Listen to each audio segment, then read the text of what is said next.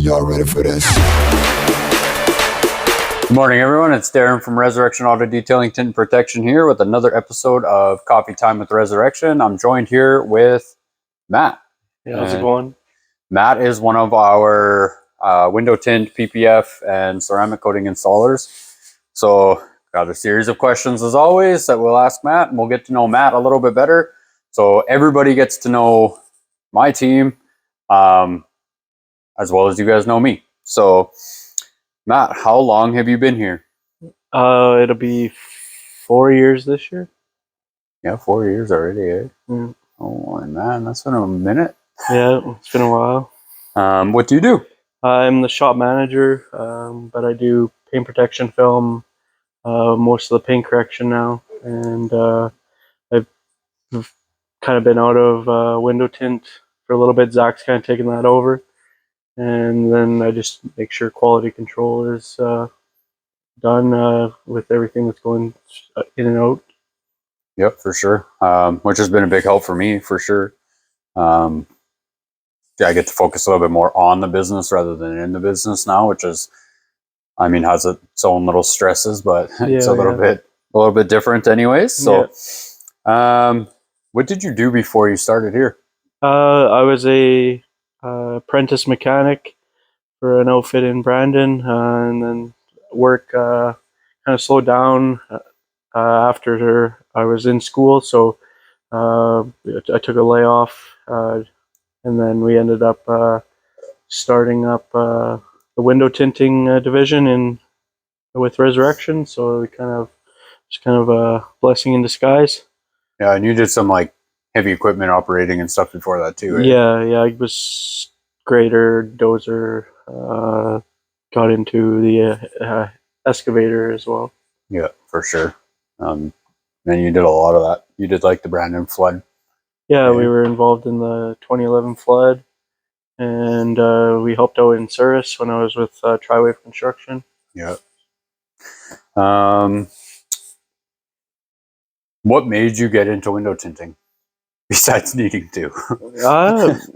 It was, I've always had my vehicles tinted by Brian Fiddler. So it was always one of the things I would do to one of the many vehicles I've had. So it was kind of a thing that we kind of dove into and wanted to try it. So it worked out, and we tried to do it without stepping on toes, obviously. But Yep. I'll have a new offering to the Brandon market.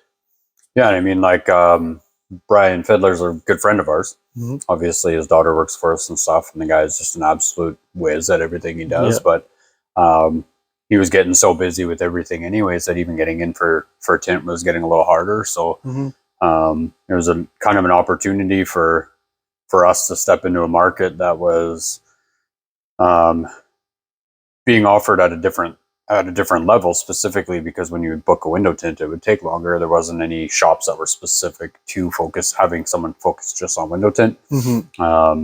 And it worked out for everybody because then, of course, Brian could kind of step back from window tint and focus on the other, 5 or 6 avenues he has of his business too, which I think was super helpful for everyone. Yeah, for sure. And we've had a lot of fun doing it. We've met a lot of really cool people while we've been doing it. Got to work on some cool shit. Yeah, for sure. That's actually where one of our catchphrases, "We work on cool shit," came from, right? Yeah. So, yeah, that's been awesome. What's your favorite aspect of your job? The environment is one of my favorite things. Just you walk in every day and you work with the same people, and everyone has a great attitude coming in and leaving at the end of the day. So it's always a good thing to surround yourself around, especially when you spend so many hours a day here. So you always want to have a good environment anywhere you go. So it's always nice to have. Yeah, and I think we have a pretty solid team here too. Like, we probably spend more time with our team than we do with our own wives, right? Yeah. We're here quite a bit, and we like to joke and laugh and get to know our clients and stuff, so that way we can joke and laugh with them. And I mean, people who come in here, they get involved in our jokes and our little spats and stuff, right? Which is a lot of fun. Yeah. I think anyways. And you know what they say, if you never work a day in your life if you enjoy what you do, Yeah. right? So what do you think you'd be doing if you weren't at Resurrection? Um, I think I would probably be still trying to venture out and be back to like equipment operating. It's always something that was kind of just had fun doing. So it was one of those things. It's kind of like a mindless job. So you don't have to do like a whole lot, but just it depends. Like if you're depending on what you're doing, but yeah, heavy equipment operating was something that I would just probably still be doing if I wasn't doing this. Yeah, you always had cool stories when you were doing that, Yeah. and it was always cool to listen to. You threw me off on that one. I thought you were going to say you were still going to chase mechanics, No, which I I could see because you have your car torn apart, no engine yeah in it, and you've been doing that. But yeah no I mechanics is like it's fun, but like today's day and age is not really a lot of like mechanical unless you're working for like an actual like fabrication hot rod shop. So so a lot of remove and replace, eh? yeah, I Which is don't. kind of why I left the auto body world too, right? It was Yeah, just yeah, for sure. It's I like I'll do it. Like I'll turn wrenches on my own stuff, but to do it as a career, I just don't think it'll ever be a thing for me. yeah, I get that. So you would have probably went back to equipment operating Yeah, if this hadn't worked out for you. yeah. Yeah, I get that. What's your hobbies outside of work? Family. I like hanging out with my wife and my two boys. They're at that age where you're able to do a lot of different stuff with them, and like skating.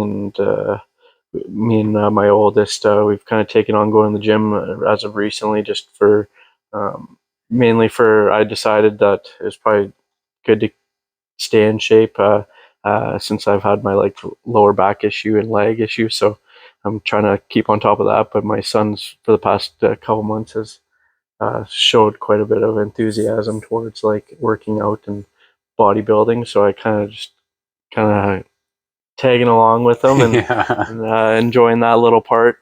How old is Sawyer now? He's 10. He'll be turning 11 in a couple weeks here. So So he'd be 11, and he's got like a workout regimen. yeah, He's working out every night. He's got a calendar he focuses yeah. He has on, a right? calendar, a schedule. He has his workouts for like what specific area he's trying to work on every day. So he has a bit of a schedule. So he's pretty motivated about it all. So Yeah, which is cool because he usually likes just playing video games. So yeah, like, it's he pretty still cool to likes to see. play his Fortnite, but Yeah, he's definitely he is active in different ways as opposed to like Jackson, where Jackson's very active in many different things. yeah. Like Jackson's always outside playing. Always He's an outside. He's outdoor kid. always like skateboarding, scootering, everything. Yeah, He's all over. yeah, for sure. Um, so leads me to my next one. What's 4 interesting facts about Matt that most people probably don't know? I have 5 brothers. We grew up in we grew up in Brandon, but we ended up moving out to Douglas, Manitoba, just a small town east of us. Here, so yeah, we I'm the oldest of the 5, and my youngest brothers are twins. So my parents were busy and Yeah, whatnot. they're So still busy with the still busy. boys. Yeah. We keep them on their toes. Yeah. What else? um, I when I was in high school, I wanted to be a cartoonist. It was always like one of the things I was like, if you had a career to pick in high school, and they asked you, or you did like the life game in the health class or whatever the case is, I always had the cartoonist, whether it was gonna be like a good paying job or not. It was just something I had a passion for at the time. So I like doodling, drawing just mindless cartoons. So that was another thing. That's cool. Uh, just trying to think here. I have to go back on my notes. I guess one more is that that's actually my brother-in-law. He's married to my sister, Yeah, so yeah, his boys are my nephews. And um, in saying that, Matt and I have done a few different things. I mean, we're involved in the same car club, have been for years. yeah. We do this together every day. We actually live like right behind each other. Yeah. Um, so, how long have you and Christina been married now? Be 10 years now. Yeah, 10 years. So probably for about 13 or 14 years, we've been pretty close, eh? Yeah, Like oh, we, yeah. we do pretty much everything together, which is crazy. Yeah. So. Yeah. Yeah. And then I've had over the past 18 years since I got my learners, I've had 64 vehicles now. So registered, insured.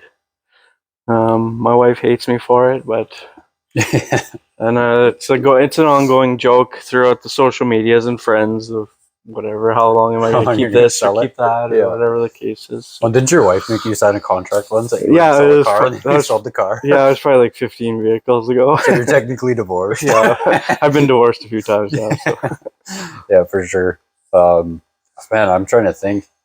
I think the first vehicle you had when we first met, which was even before you and Christina started dating, was your your Honda Prelude and then your Ranger, right? Yeah, I had my 89 Ranger that I bought off my dad, and we fixed it up. He had it all fixed up, and I ended up getting it, and then I beat it up, and then had to fix it, and then ended up blowing the head gasket one day after putting it in a bunch of water. After I seen you. Yeah. And then I had the 88 Honda Prelude that I picked up, and that's when I actually first met our father-in-law Bob, or my father-in-law Bob. So he was a mutual friend with my grandfather. So he ended up fixing my the head gasket actually in the Prelude, because that's how I bought it. But it was a neat car though. Yeah, it was like all-wheel steering and stuff too, right? Yeah, four-wheel steer, and it was a cool little car for sure. And then you've had, man, I can't even think of all the vehicles you've had. I've had a few Rangers. My first car was a '88 Chevy Sprint that I got done watching Fast and Furious and then rolled it. Yep. So it's just I've had my stupid days, but. So what's one vehicle that you're like, I wish I never got rid of that? Like it all depends. Like for when it comes to me now, like I do miss my like Evo 2. Only because it was at the time I didn't think anything of it being like of any more value than what it was, but as the years have gone by here now, they've definitely gone up in price. So there's definitely like a higher value of what it's worth now. So like some days I regret getting rid of it because it would have been a decent investment in the long run. But yeah, I think your favorite vehicle of mine would have been your turbo truck. Oh yeah, that one was specifically because when you started building it, I'm like, this ain't shit. Yeah. And then like you built it, I'm like, all right, this is cool. Yeah, that one was and the then first one. The following week, it was all torn apart and gone. Yeah, it was only supposed to be like swap the motor and continue driving it, but then it turned into people were offering reasonable amounts of money for certain parts to being where I just kind of turned around and parted it out. But then you got this Caliber, and this thing has turned out to be really badass. Yeah, it's definitely like a car that you wouldn't think, or you don't really see them around because there's the SRT Caliber. Of course, the right? SRT Caliber. Yeah, so they're definitely like it's a different platform, and because there's not a lot of like parts available for them, it's kind of that challenge that makes me enjoy it. So so much. So that's awesome, man. Yeah, I appreciate you taking the time. This has been another episode of Coffee Time with the Resurrection. We're drinking Forbidden Flavors coffee, which we have in the showroom. So if you're waiting for a service, you're welcome to hang out here. We have a full customer waiting area with coffee and drinks. Or if you're ever kicking around the area, definitely pop in and visit with any of us from the team. We're all always willing to hang out and chit chat as long as workflow allows it. Yeah. So thank you for tuning in, and we'll see you again next Thursday for another episode of Coffee Time with the Resurrection. Thanks again, Matt. Yeah, thanks. Good. Sure. Oh, that's fun. See, wasn't so bad.